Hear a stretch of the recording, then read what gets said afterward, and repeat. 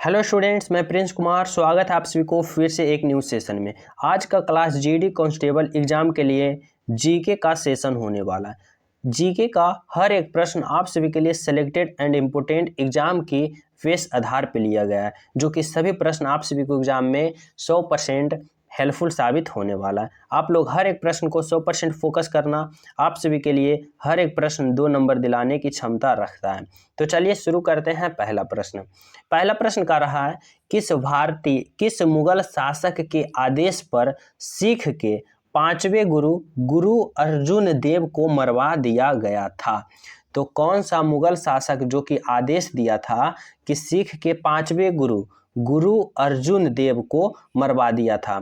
तो वह शासक था जहांगीर। यहाँ पे औरंगजेब में कंफ्यूज नहीं होना, क्योंकि बहुत सारे स्टूडेंट औरंगजेब में कंफ्यूज होता है। 5वें गुरु अर्जुन देव के समय औरंगजेब था ही नहीं, तो कौन था? जहांगीर। जहांगीर के आदेश पर ही 5वें गुरु अर्जुन देव को मरवा दिया गया था, मतलब हत्या करवा दिया गया था। तो राइट आंसर क्या होगा? Option number Jahangir. समझ गए? अगला प्रश्न है, अर्जुन पुरस्कार किस क्षेत्र से संबंधित है? अर्जुन पुरस्कार जो है किस क्षेत्र से संबंधित है? नृत्य, खेलकूद, साहित्य या विज्ञान? तो अर्जुन पुरस्कार खेलकूद से संबंधित है। Option number B. अगला प्रश्न है, राज्यसभा सदस्यता के लिए न्यूनतम आयु होनी चाहिए। राज्यसभा सदस्यता के लिए न्यूनतम आयु कितनी होनी चाहिए?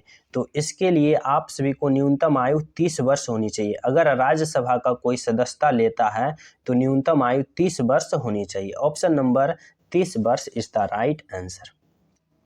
अगला प्रश्न है, भारत में भारत कोकिला किसे कहा जाता है? भारत में भारत कोकिला किसे कहा जाता है? लता मंगेशकर, इंदिरा गांधी, पीटी उषा या फिर सरोजिनी नायडू? तो राइट आंसर होगा सरोजिनी नायडू को भारत कोकिला के नाम से जाना जाता है। अगला प्रश्न है, मलेरिया की दवा कुनैन किस वृक्ष से प्राप्त होती है? मलेरिया की दवा कुनैन किस वृक्ष से प्राप्त होती है? तो राइट आंसर क्या होगा? सिनकोना के वृक्ष से प्राप्त होती है। कुनैन की दवा मलेरिया की दवा कुनैन, जो मलेरिया की दवा है कौन सा? कुनैन, वह किस वृक्ष से प्राप्त होता है? तो सिनकोना के वृक्ष से। कंफ्यूज नहीं होना, option number A is the बिल्कुल राइट आंसर। अगला प्रश्न है, भारत का सिलिकॉन वैली कहाँ स्थित है? भारत का सिलिकॉन वैली कहाँ स्थित है? तो राइट आंसर क्या होगा? राइट आंसर होगा बेंगलुरु, जो कि भारत का सिलिकॉन वैली के नाम से जाना जाता है। Option number B. अगला प्रश्न है, भाषा के आधार पर राज्यों का पूर्ण गठन कब किया गया था? भाषा के आधार पर राज्यों का पूर्ण गठन की बात करें तो ये 1956 ईस्वी में किया गया था। 1956 ईस्वी में भाषा के आधार पर राज्यों का गठन किया गया था। अगर पूछ दे कि भाषा के आधार पर गठित राज्य मतलब पहला राज्य कौन सा था, तो पहला राज्य की बात करें तो आंध्र प्रदेश वैसा राज्य था जो कि भाषा के आधार पर 1956 ईस्वी में गठित हुआ था। राइट आंसर होगा ऑप्शन नंबर सी। अगला प्रश्न है, भारत में किन गवर्नर जनरल को स्थानीय स्वशासन का पिता कहा जाता है? स्थानीय स्वशासन का पिता किस गवर्नर जनरल को कहा जाता है? तो इसका राइट आंसर होगा लॉर्ड रिपन को स्थानीय स्वशासन का जनक कहा जाता है। Option number D is the right answer.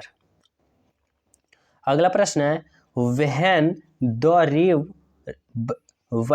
The river slips उपन्यास के लेखक कौन सा है? इंपोर्टेंट है। व्हेन द रिवर स्लिप्स का उपन्यास के लेखक कौन है? तो इसका राइट आंसर होगा स्टीन कायर is the right answer. Option number A.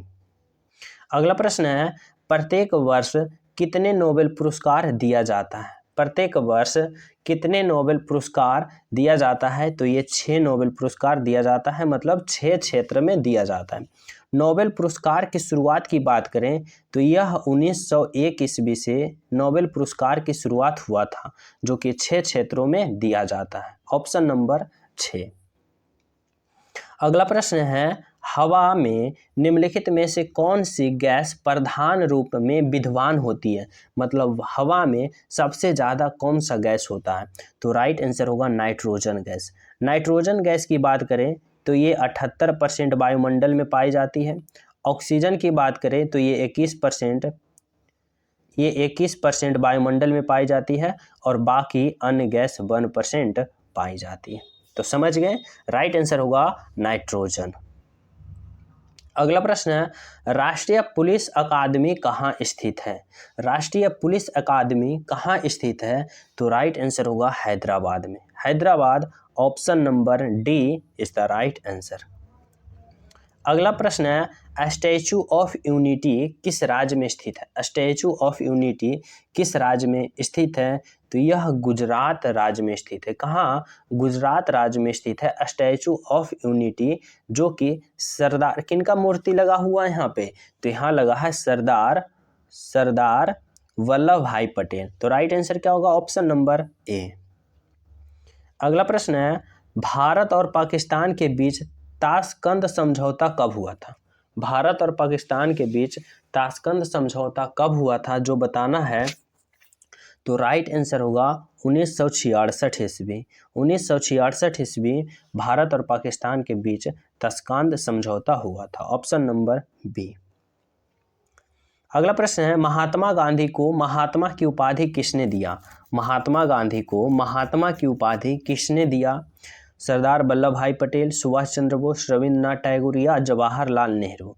तो राइट आंसर होगा कि महात्मा गांधी को महात्मा की उपाधि किसने दिया? तो राइट आंसर होगा Rabindranath Tagore. Option number C is the right answer.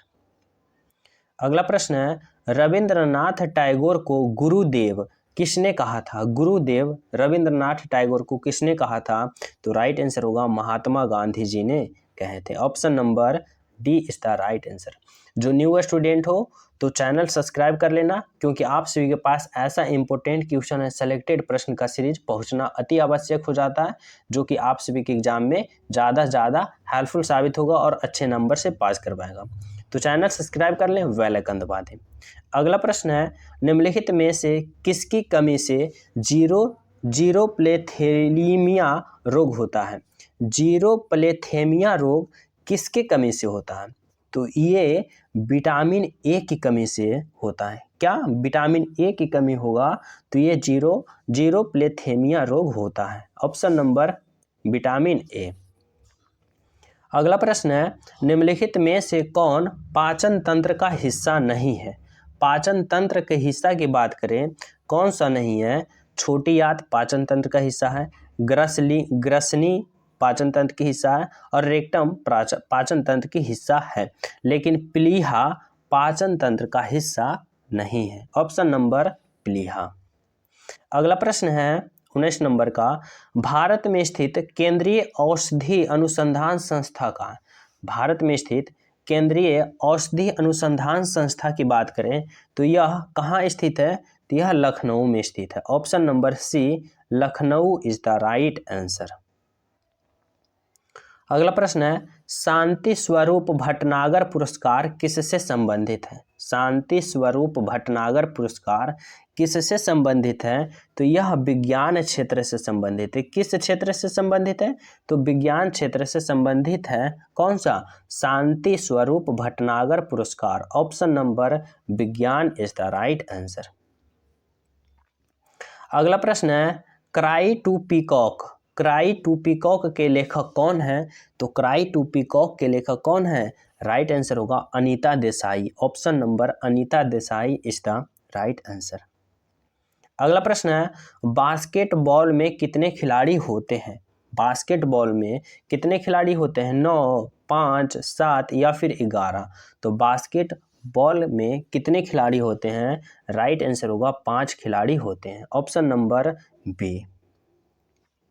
Next प्रश्न है, फरक्का बांध परियोजना किस नदी पर स्थित है? फरक्का बांध परियोजना की बात कर रही है, किस नदी पर स्थित है? तो राइट आंसर होगा हुगली नदी पर। फरक्का बांध परियोजना किस नदी पर स्थित है? तो हुगली नदी पर स्थित है। Option number C is the right answer. अगला प्रश्न है, इडुक्की परियोजना किस नदी पर स्थित है? इडुक्की परियोजना किस नदी पर स्थित है? तो राइट आंसर क्या होगा? राइट आंसर होगा पेरियार नदी पर। Option number D is the right answer. अगला प्रश्न है, टिहरी बांध परियोजना किस नदी पर स्थित है? टिहरी बांध परियोजना किस नदी पर स्थित है? तो इस प्रश्न का राइट आंसर आप लोग कमेंट में बताना। ये प्रश्न आप सभी को होमवर्क के रूप में दे रहा हूँ। जो चैनल पे न्यू स्टूडेंट हो, चैनल सब्सक्राइब कर लेना, बेल आइकन दबाना, वीडियो लाइक एंड शेयर जरूर करना। मिलते हैं अगले वीडियो में, जब तक सभी स्टूडेंट को जय हिंद।